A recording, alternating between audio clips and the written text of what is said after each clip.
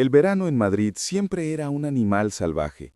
El calor se pegaba a la piel como una condena, y las calles vibraban con un murmullo eléctrico de coches, voces y recuerdos. Para Lucía, aquel día marcaba el final de todo lo que conocía, aunque todavía no lo sabía. Ella trabajaba en un pequeño despacho de abogados en Chamberí, un lugar donde las paredes olían a café rancio y a papeles humedecidos por el sudor de las manos nerviosas de los clientes. Tenía 32 años, un matrimonio que creía estable y un futuro que, aunque gris, le parecía seguro. Hasta que aquella llamada sonó en su teléfono. «Lucía, ¿estás sentada?», era la voz temblorosa de Clara, su mejor amiga desde la universidad. «Dime, ¿qué pasa?». «Lo he visto con mis propios ojos». Lucía no entendía. Clara rara vez hablaba con ese tono, casi quebrado. «¿A quién?», preguntó, sintiendo ya el frío que precede a las desgracias. «A Diego, tu marido». Estaba en un bar de Lavapiés, besando a otra mujer como si la vida se acabara mañana. El corazón de Lucía se detuvo por un segundo. Las palabras flotaron en el aire densas como humo de tabaco barato. Diego, su Diego, el hombre que le había prometido lealtad bajo el altar de Santa María la Real de la Almudena, estaba traicionándola con descaro, en público, como si ella no existiera. Esa noche, cuando Diego llegó a casa, olía a ginebra y a perfume ajeno. Él intentó disimular con su sonrisa habitual, esa que antes derretía las defensas de Lucía. Pero algo se había roto. Ella lo miró y vio a un desconocido. No hubo gritos esa primera vez, no hubo reproches. Lucía se tragó el veneno con un silencio gélido. Mientras Diego se duchaba, ella se sentó en el sofá, las manos crispadas, y comprendió que la traición no era un accidente, era una decisión. Y las decisiones tenían consecuencias. Desde aquel momento la idea empezó a crecer en su interior como una semilla oscura, la venganza. No un arranque irracional, sino un plan meticuloso, paciente, como una obra de arte siniestra que tomaría forma con el tiempo. Lucía no lloró. Aprendió a sonreír cuando él estaba delante, a guardar cada detalle en silencio. Esperó, y en ese esperar nació la mujer que ya no perdonaría nada. Los días siguientes fueron una representación teatral. Diego la besaba en la frente, hablaba de trabajo, de amigos, de planes para las vacaciones en Valencia. Y ella, con la calma de una actriz consumada, asentía. Servía el vino en la cena, reía con sus bromas. Pero por dentro todo era cálculo. Lucía comenzó a seguirlo sin que él lo supiera. Descubrió que la mujer con la que lo había visto Clara se llamaba Martina, una profesora de arte 20 años que vivía en un piso compartido en Lavapiés. Jovial, de cabello rojo intenso y sonrisa imprudente. Una amenaza. Una noche, Lucía se detuvo frente al portal donde vivía el amante. Miró hacia arriba, hacia las ventanas iluminadas. Allí estaba Diego, riendo, con una copa en la mano. Y Martina, bailando descalza en medio de la sala con música de Sabina de fondo. El contraste con su propia vida, ordenada, controlada, fría, era insoportable. «Así es lo que te da felicidad», pensó Lucía apretando los puños. Al volver a casa encendió el ordenador y comenzó a buscar información. Abrió cuentas falsas en redes sociales, siguió los perfiles de Martina, rastreó sus círculos de amistades. Descubrió que daba talleres de pintura para niños en un centro cultural, que tenía un hermano en Sevilla que estaba enferma de asma. Cada dato era un hilo, y Lucía, con paciencia quirúrgica, los fue recogiendo todos en un ovillo que tarde o temprano se transformaría en una trampa. Una noche, mientras Diego dormía a su lado, Lucía se levantó y escribió en un cuaderno una frase. «La venganza no se grita, se susurra, y cuando llega, nadie la ve venir». Desde aquel instante todo lo demás en su vida pasó a ser un telón de fondo. Lo único real era el proyecto que germinaba en su mente. Y en el fondo, muy en el fondo, sentía que la venganza ya no era solo contra Diego o Martina. Era contra la Lucía ingenua que había creído en promesas. Esa mujer había muerto. La nueva Lucía no temía ensuciarse las manos. Lucía sabía que una venganza precipitada se convertía en un error. La paciencia era la llave. Y Madrid, con su ritmo frenético, era el disfraz perfecto. Entre tanta prisa nadie notaba los pasos silenciosos de una mujer decidida. Durante semanas observó a Martina. La vio entrar y salir de su piso, reír con sus amigos en terrazas, impartir talleres a niños que la adoraban. La rival era luminosa, inocente en apariencia, pero para Lucía no era más que un ladrón de afectos, un veneno que había corroído su matrimonio. Descubrió pronto una rutina. Los martes y jueves, Martina caminaba hasta el Centro Cultural en Tirso de Molina, siempre con el mismo bolso de tela, siempre con el inhalador en el bolsillo exterior. Detalle crucial. Lucía empezó a tejer su red con movimientos casi invisibles. Se apuntó a un curso de cerámica en el mismo centro, fingiendo interés en las manualidades. Así se convirtió en una sombra cercana. Martina la saludaba con amabilidad, sin imaginar que aquella mujer de sonrisa suave era la esposa de su amante. Cada gesto, cada palabra, Lucía lo archivaba en su memoria. Descubrió que Martina era alérgica a los cacahuates. Lo escuchó por casualidad, una conversación trivial con otra profesora. Un dato mínimo para cualquiera, pero no para alguien que planea un castigo. En paralelo, comenzó a sembrar dudas en Diego. Comentarios velados, insinuaciones de que había escuchado rumores en el barrio, preguntas inocentes con ojos cargados de sospecha.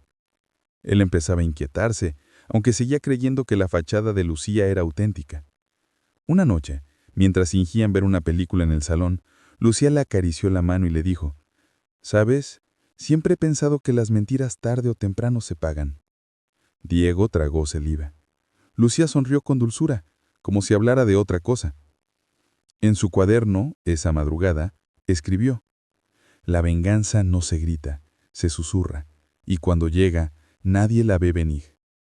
Desde aquel instante, todo lo demás en su vida pasó a ser un telón de fondo. Lo único real era el proyecto que germinaba en su mente. Y en el fondo, muy en el fondo, sentía que la venganza ya no era solo contra Diego o Martina, era contra la Lucía ingenua que había creído en promesas. Esa mujer había muerto. La nueva Lucía no temía ensuciarse las manos. Lucía sabía que una venganza precipitada se convertía en un error. La paciencia era la llave. Y Madrid, con su ritmo frenético, era el disfraz perfecto. Entre tanta prisa nadie notaba los pasos silenciosos de una mujer decidida. Durante semanas observó a Martina.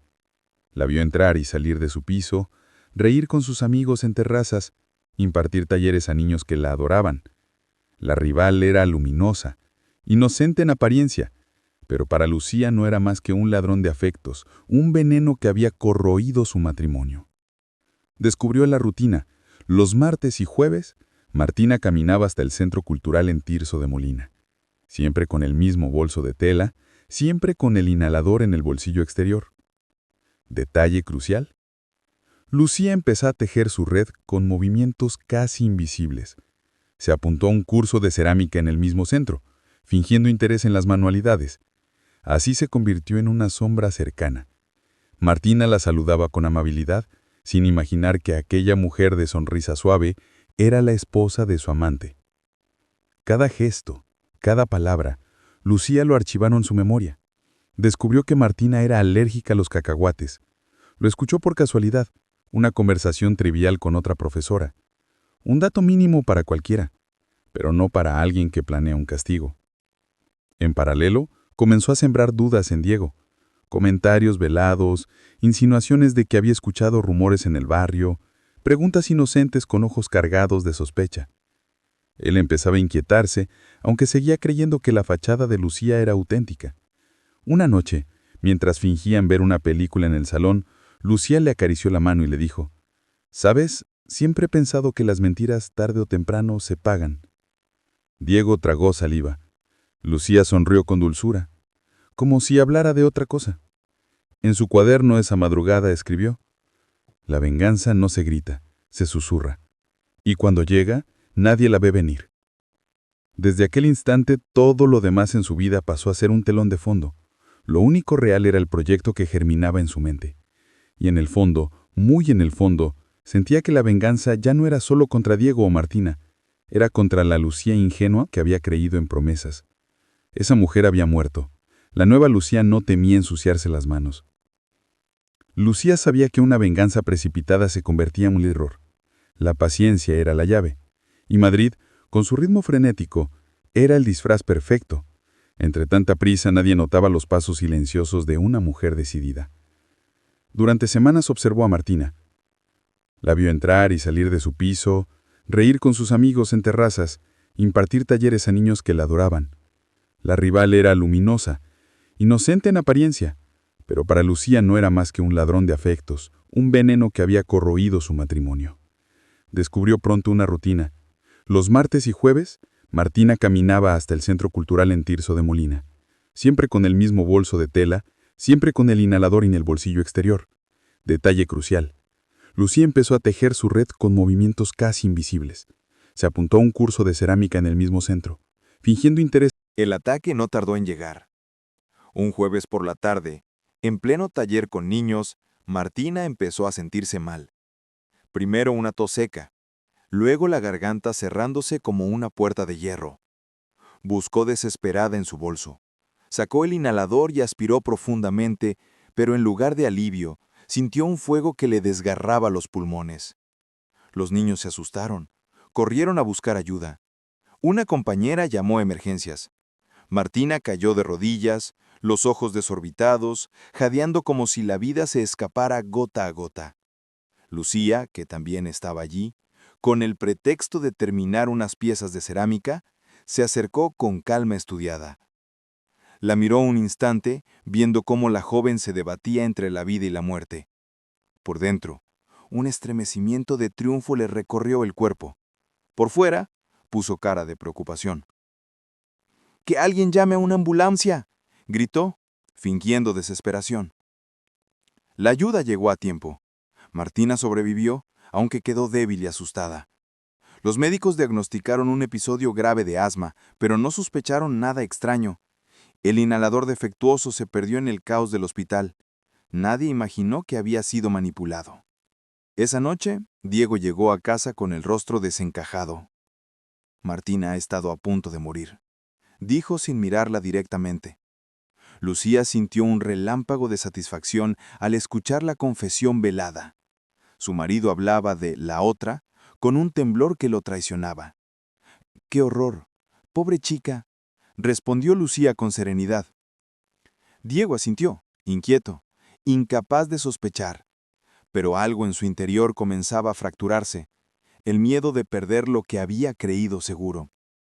Lucía, en silencio, anotó en su cuaderno: el aire es invisible, pero sin él nadie sobrevive. Así será mi venganza, invisible pero letal. Después del incidente, Diego empezó a comportarse de forma distinta. Llamadas nocturnas en el baño, silencios prolongados en la cena, un nerviosismo que no podía disimular. La culpa y el miedo se mezclaban en su rostro como manchas imposibles de borrar. Lucía lo observaba con paciencia. La grieta en el espejo de su matrimonio se abría más y más. Y cuanto más intentaba Diego ocultar la verdad, más evidente se hacía su doble vida. Una tarde Lucía lo siguió discretamente hasta un café en Malasaña. Allí estaba Martina, pálida aún, con un abrigo demasiado grande para su frágil cuerpo. Diego la abrazaba con ternura, acariciándole el cabello. Lucía sintió un nudo de ira, pero también de satisfacción. El amor de ellos era un arma que usaría en su contra. Esa misma noche, cuando Diego regresó, ella lo esperaba en el salón.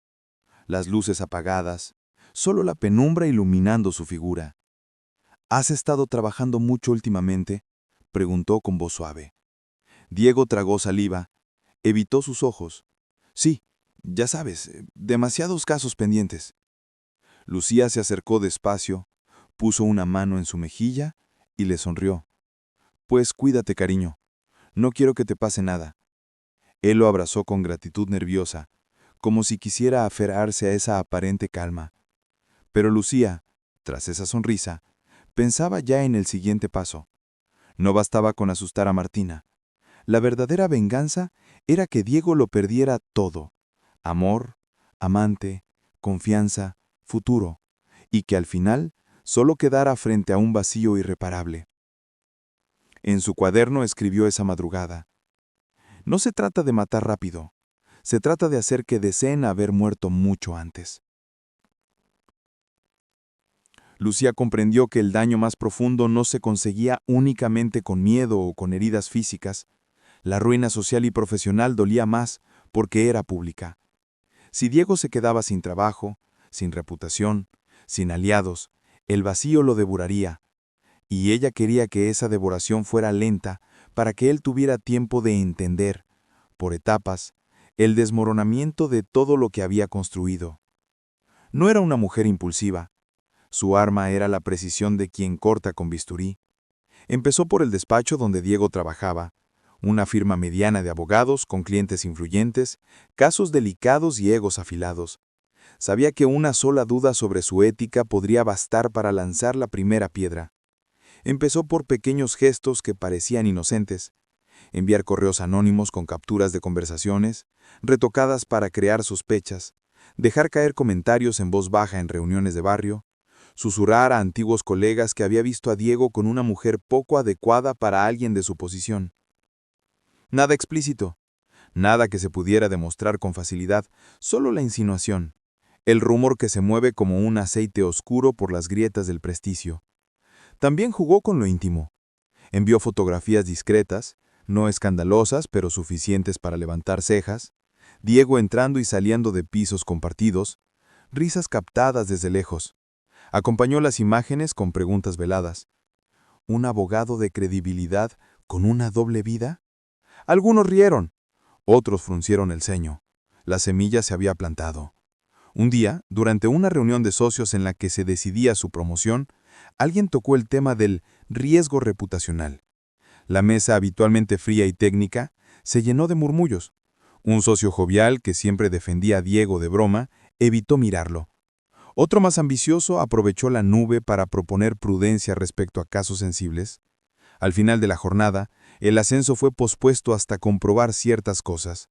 Diego regresó a casa con la misma camisa arrullada y una sensación nueva: el suelo bajo sus pies empezaba a trizarse. Mientras tanto, Lucía cultivaba la compasión pública. En el trabajo fingía fragilidad, con las amigas una tristeza elegante. Nadie sospechó que detrás de su sonrisa contenida latía un plan despiadado. Incluso en el pueblo de los padres de Diego dejó caer casualmente que su hijo había estado muy distraído últimamente, y la familia, como los demás, empezó a mirar con ojos más críticos. Pero la red no se cerró sin resistencia. Diego, desconcertado, intentó responder. Negó rumores, pidió explicaciones, trató de reconstruir su narrativa. Lucía lo dejó intentar, permitió que gastara energía en limpiar su nombre mientras ella movía hilos más sutiles: la discreta filtración de documentos que lo relacionaban con clientes problemáticos, la carta anónima a un periodista de investigación local que, sin revelar fuentes, publicó una nota sobre coincidencias incómodas en varios abogados del despacho. No había pruebas firmes, solo sugerencias, pero en el mundo de la reputación eso bastó para abrir la herida. Una noche, Diego la encaró en el pasillo, con los ojos inyectados de rabia contenida. «¿Qué haces, Lucía?», susurró. «Si crees que esto es culpa mía, puedes decírmelo a la cara». Lucía lo miró sin apartar la vista, y por la primera vez la ternura se mezcló con algo que no había previsto, una punzada de hastío por lo que él había sido. No se trata de culpas rápidas, se trata de consecuencias. Él golpeó la pared con el puño y se marchó sin decir más. Esa noche en su cuaderno, Lucía escribió: «No hay venganza sin testigos. Hay que hacer que el mundo vea la caída». El impacto fue más devastador de lo que Lucía había imaginado. Las alternativas que parecían limpias en sus notas se transformaron en cascadas de dolor que rebotaban en la vida de otros y en la suya propia, en formas inesperadas. La prensa local, ávida de historias jugosas, decidió profundizar en el rumor. Lo que había empezado como un susurro se volvió artículo. Referencias a conductas poco éticas, imágenes borrosas, testimonios anónimos que hablaban de noches fuera de la oficina. No había acusaciones legales firmes, pero la percepción del público se volvió un espejo roto en el que Diego no volvió a reconocerse. Sus clientes más importantes empezaron a solicitar cambios. Un asunto clave se cerró de manera abrupta con la retirada de un patrocinador. La firma perdió dinero, y la pregunta sobre la causa fue siempre la misma. ¿Por qué ahora? En las redes, comentarios mezquinos y juicios gratuitos se multiplicaron. La exposición, esa criatura voraz, le comió el anonimato. En casa las tensiones se convirtieron en grietas profundas. Diego, que antes era arrogante y cuasi indiferente, se transformó en una figura encogida que caminaba entre habitaciones sin esperanza. Sus intentos por reconstruir su vida profesional lo llevaron a cometer errores, llamadas a clientes en momentos inoportunos, respuestas incendiadas por la presión y un proyecto mal manejado que necesitó intervención externa. Lucía, sin embargo, comenzó a notar algo más que triunfo. A veces, al mirarlo dormir, cuando la madrugada lo encontraba exhausto en el sofá, veía en su rostro trayectos de juventud que no había elegido borrar. Recordó sus promesas, los años compartidos, las pequeñas ternuras que antes la definían. Esa memoria operaba como un fantasma, no frenaba sus actos, pero sí introducía fisuras en su certeza absoluta. Una tarde lluviosa, la madre de Diego llamó desde su pueblo llorando por teléfono, con una voz que no pedía lecciones, sino consuelo. «Tu padre no duerme», dijo. «Los vecinos comentan cosas que no entendemos». Lucía escuchó y sintió una culpa aguda, un malestar que no había previsto, no por piedad hacia Diego, sino por la evidencia de que su venganza se extendía como aceite caliente sobre gente inocente. Aún así, avanzó. Sabía que detenerse sería traición a la estrategia que ella misma había forjado. En el trabajo continuó con su apariencia frágil. En la calle sonreía sin dejar de tomar notas mentales de los próximos pasos. Planeó un golpe final, hacer público en el momento